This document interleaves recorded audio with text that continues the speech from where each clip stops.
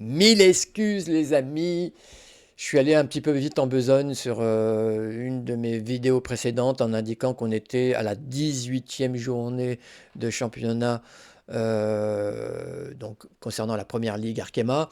Il n'en est rien. On en est à la 17e journée. Donc j'ai rectifié le tir là dans cette vidéo. On va d'ailleurs décrypter le match, le choc de cette 17e journée entre le PSG qui recevait donc dans son campus parisien à Poissy cette équipe du PFC, donc le deuxième qui reçoit le troisième, donc une très belle affiche. On s'attend à des étincelles dans ce derby parisien. On va voir tout ça dans mon décryptage. C'est une affiche aussi qui va être synonyme de refrain pour cette fin de saison, puisque les deux clubs vont s'affronter encore deux fois en finale de la Coupe de France. Et oui, début mai. Et puis, ça sera certainement l'affiche aussi d'une des deux demi-finales de play-off qui auront lieu donc après la saison régulière, puisque enfin, la deuxième place et troisième place sont quasi assurées par ces deux clubs. Voilà, donc vous connaissez la recette, hein. Je vais aborder les schémas tactiques, on va parler rapidement des enjeux, voir le déroulé du match, et enfin, restez bien avec moi jusqu'à la fin, on va attribuer les notes aux joueuses qui sont ressorties de ce match. Alors, parlons des schémas tactiques donc pour cette confrontation au sommet de cette première ligue Arkema entre le PSG et le PFC. Fabrice Abriel a décidé de son côté donc de partir sur un 4-3-3, ma foi classique. C'est un schéma tactique qui le suit depuis quasi son intronisation au poste d'entraîneur du PSG. Euh, Après, oui, il a changé quelques joueuses sur certains postes, notamment donc sa charnière centrale, puisque il a décidé de faire reposer donc Paulina Dudek, qui revient, il faut le dire, de 2 ans de blessure. Donc voilà, il faut être prudent avec ces joueuses qui ont été très très longtemps mises sur la touche. Double rupture des ligaments croisés pour Paulina Dudek. Donc il faut, voilà, il faut être encore une fois très prudent.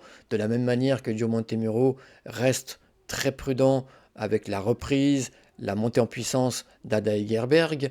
Tout le monde s'était offusqué de ne pas la voir titulaire, mais il faut se souvenir que cette joueuse est restée plus de 2 ans aussi sur la touche et qu'à chaque fois qu'elle est revenue, elle est revenue très fort, effectivement, mais elle a rechuté.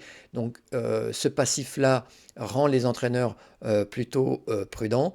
Donc pour moi, il a eu 100% raison donc, de faire plutôt appel à Gridge et à De Almeida pour composer cette charnière centrale.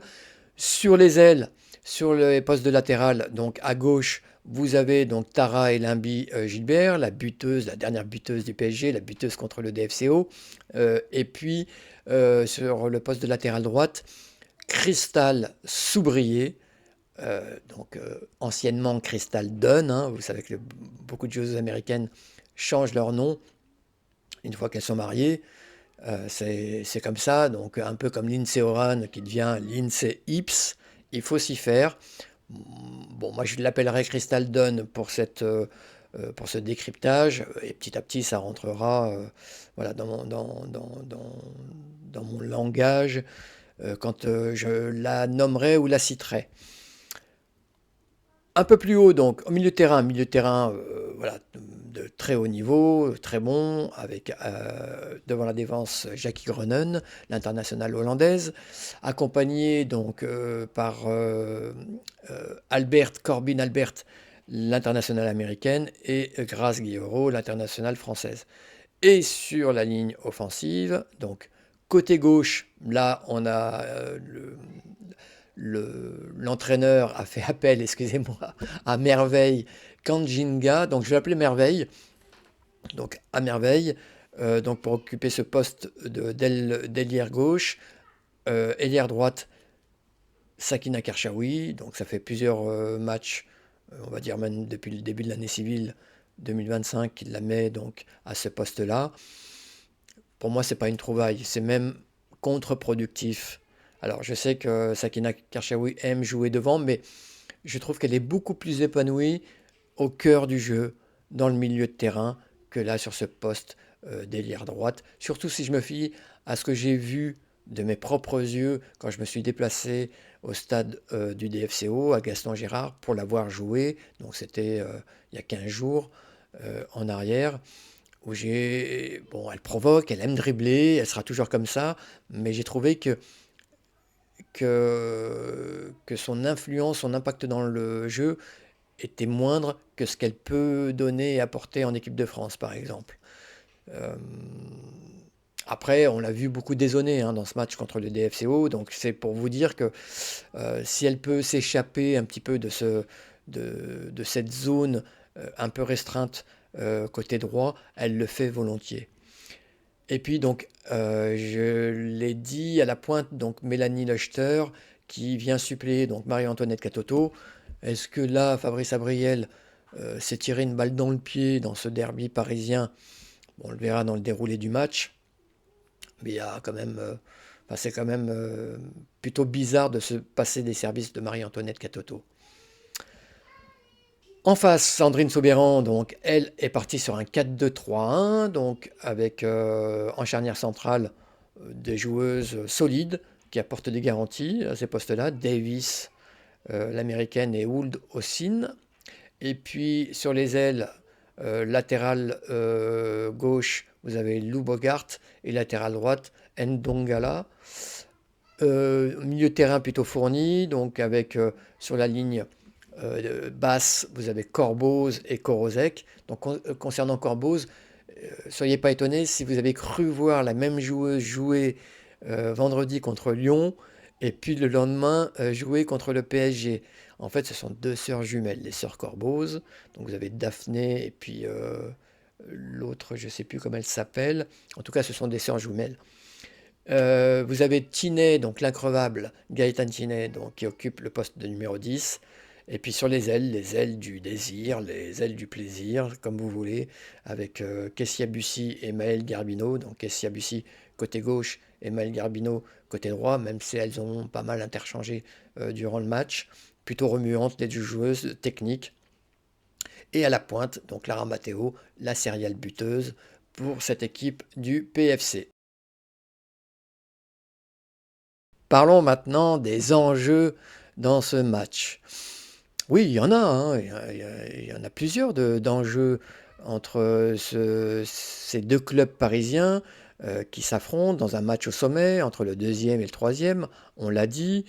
Donc certes, les deux clubs sont quasi qualifiés pour les playoffs, effectivement. Après, il y a cette place honorifique de deuxième derrière Lyon qui doit quand même compter pour le PSG surtout, mais aussi pour le PFC, pour envoyer un message justement aussi au PSG en disant qu'ils sont là maintenant, bel et bien là, qu'il faudra compter sur eux dans les années qui viennent. Donc il y a une forme de rivalité naissante que ce match devait mettre en exergue entre ces deux clubs. Quel est le club qui est le plus fort cette année en Île-de-France? Et est-ce que c'est quelque chose qui va dessiner les positions de ces deux clubs dans les années qui viennent? Voilà tous les enjeux qu'il peut y avoir au travers de ce match, effectivement. Après, on a entendu, notamment sur X, les déclarations tapageuses de Fabrice Abriel, qui indiquait que pour lui, il n'y avait pas de rivalité entre le PSG et le PFC, étant entendu que la seule rivalité qui vaille pour le PSG, c'est celle contre l'OL. C'est vrai que ça fait mal hein, pour les supporters du PFC d'entendre ça. Après, moi, je suis pas d'accord avec lui parce que le PSG, d'année en année, perd de l'ambition. Regardez sur les 3-4 dernières années, toutes les joueuses, toute cette fuite de talent que le club a connue, a subi. Je parle de Kadidiani, de Tabitha Chawinga, pas n'importe quelle joueuse, à chaque fois les meilleures joueuses du championnat. Sandy Baltimore également, qui est partie récemment. Et là, en plus, on a entendu les déclarations de Marie-Antoinette Catoto, qui ne fait pas dans la dentelle en indiquant qu'elle souhaite vraiment partir du club à la fin de la saison. Donc c'est vous dire l'ambition de ce club, du PSG. Donc d'année en année, plus que la montée en puissance du PFC, c'est vraiment pour moi la dégradation du club du Paris Saint-Germain qui est à mettre en relief. Et aujourd'hui, c'est aussi ça qui explique que le PFC est en mesure de disputer pas mal de choses à cette équipe du PSG, qui était, il y a encore quelques années, bien au-dessus de cette équipe du PFC. Donc cette érosion au niveau de l'ambition du PSG donne aujourd'hui cette possibilité au PFC de passer devant et d'être le club référence, en tout cas déjà au niveau de l'Île-de-France, et être la deuxième force dans ce championnat de France pour aller contester la suprématie de l'Olympique lyonnais. Venons-en maintenant au déroulé du match. Bon, je vous mets le score là d'emblée, le résultat du match, donc un 0-0 assez insipide. On a vu deux équipes qui se sont neutralisées tout au long du match. C'est vrai que c'est quand même étonnant dans cette configuration que le PSG n'ait pas offert quand même plus de choses sur ce match. Déjà, Fabrice Abriel, quelque part, c'est quand même euh, voilà, tirer quand même une balle dans le pied en se privant des services de Marie-Antoinette Katoto. Marie-Antoinette Katoto, on sait qu'il ne lui faut pas beaucoup d'occasions pour marquer. Là, il y en a eu très très très peu. D'ailleurs, il n'y a pas eu de tir cadré. Il y a eu une transversale en première mi-temps qui a touché le haut de la transversale par Sakina Karchaoui, effectivement. Et puis il y a eu allez, on va dire une occasion semi-chaude, tiède, enfin je sais pas, tout ce que vous voulez, mais une occasion de Clara Matteo en première mi-temps également, qui a pas tiré avec la bonne surface de pied dans son face-à-face avec Mary Earps, la gardienne donc du PSG. En dehors de ça, ça a été vraiment un match qui s'est joué au niveau du milieu de terrain. Les équipes se sont neutralisées et en termes de maîtrise, ça a été un coup à toi, un coup à moi, sans qu'une équipe ressorte véritablement du match. Voilà ce qu'on peut dire. Vraiment deux équipes euh, d'égal niveau. C'est ce qui est ressorti.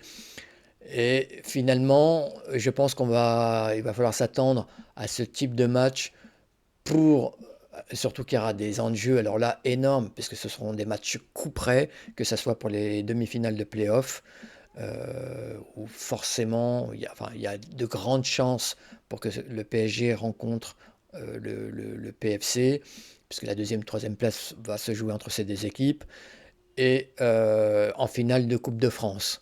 Donc voilà, il va falloir, pour les parieurs, pour les gens qui aiment bien faire des paris, si les matchs sont jouables sur les sites de paris, moi je vous invite à mettre moins de 2,5 buts, voire même moins 1,5 buts dans ces deux matchs. Je pense que les cotes seront très intéressantes. Voilà, je dis ça au passage pour les joueurs.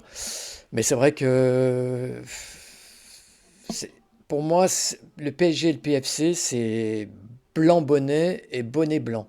Je ne peux pas dire les choses autrement, notamment au travers de ce qui s'est passé sur le terrain hier. Voilà ce que je peux dire sur le déroulé du match.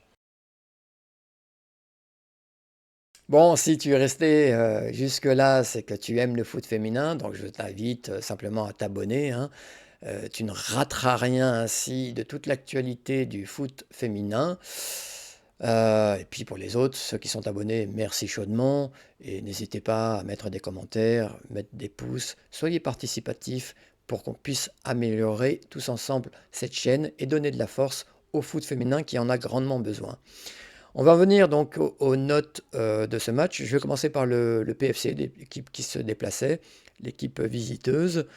Et je vais noter, alors je vais mettre pas mal de bonnes notes à cette équipe du PFC parce que, je l'ai dit, ça a été un match quand même plutôt insipide. Il n'y a pas eu vraiment d'équipes qui ressortent plus que l'autre dans ce match. Mais j'ai trouvé quand même de valeureuses joueuses du côté du PFC. Notamment, alors, je vais commencer par la gardienne Nadosi. Je vais lui mettre la note de 8 sur 10. Elle a quasiment joué en libéraux sur certaines phases du match. Euh, Ça a fait beaucoup de bien à cette équipe, à la défense et aussi à l'équipe donc du PFC. Elle a anticipé donc les ballons en profondeur pour notamment Merveille ou Sakina Karchaoui. Elle a eu beaucoup anticipé et puis elle a été sérieuse sur sa ligne de but. Donc la note de 8 sur 10 à la Nigériane Nadosi. Je vais mettre la note de 7 sur 10 euh, à Bogart, à Lou Bogart, le roseau comme je l'appelle, parce qu'elle a beaucoup plié mais elle n'a jamais rompu, notamment face au débordement de Merveille qui l'a mis au supplice. Ça a été difficile physiquement, en termes de vitesse, mais elle a été là, elle a essayé, elle a été combative et elle a contenu autant qu'elle pouvait donc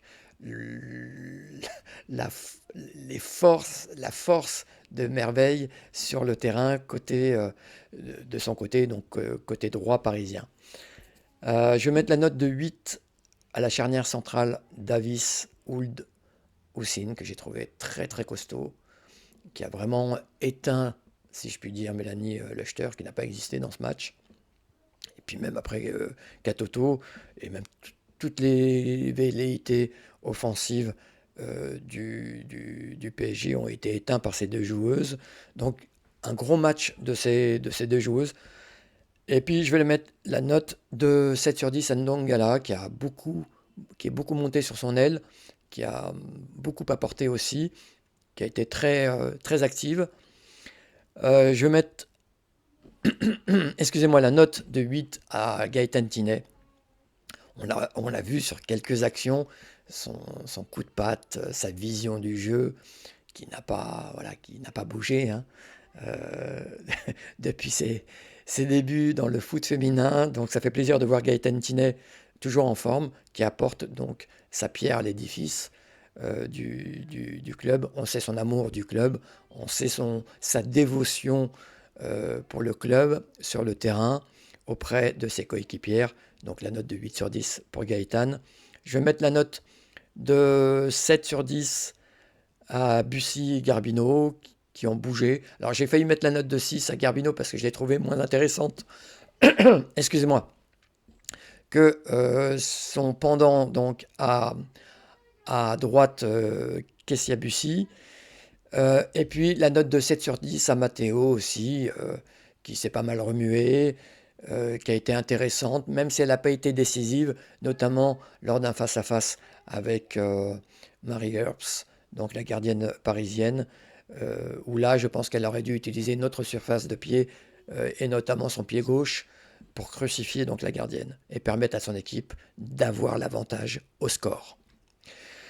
Côté parisien, donc je vais mettre, eh ben, écoutez, la note de 7 sur 10 à Crystal Dunn, que j'ai trouvé très remuante, qui a apporté son expérience sur ce côté droit.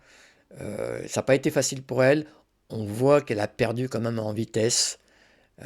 C'est normal, hein, 34, 35 ans, voilà, vous n'êtes plus aussi rapide que dans vos jeunes années. Ça s'est vu, mais elle a pu compenser donc avec son expérience et a fait un match plutôt sérieux et solide. Je vais mettre la note de... c'est la plus mauvaise note de toutes les joueuses présentes sur le terrain, de 4 sur 10 à Lechter qu'on n'a pas du tout vu, qui n'a pas du tout existé, qui n'a rien apporté donc à l'équipe.